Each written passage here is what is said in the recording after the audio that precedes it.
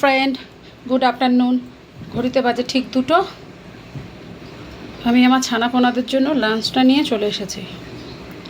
ছেলের খাবারে আছে যে ভাত, চিকেন আর পটল আলু ডালের বড়া দিয়ে একটা তরকারি করেছিলাম ওইটা। আর ছোটোটার খাবারে আছে শুধু ভাত আর চিকেন, আর কিছু না। তুমি মাংস খাবা? ঠিক আছে, তাহলে তোমাদের সবার কি খাওয়া দাওয়া কমপ্লিট? কমপ্লিট? কোথায়? তোমাকে তো খাওয়াইনি এখনো। আমি তো এই যে বন্ধুদেরকে জিজ্ঞেস করছি তোমাদের সবার খাওয়া দাওয়া হয়ে গেছে?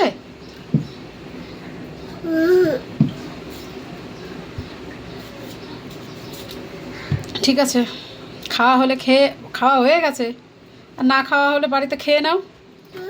আর যদি না হয় তাহলে আমাদের বাড়ি চলে এসো। ওই তরকারি আর ভাত, চিকেন আর নাই ভাই। চিকেন যা ছিল ছেলে আর মেয়েকে দিয়ে দিয়েছি।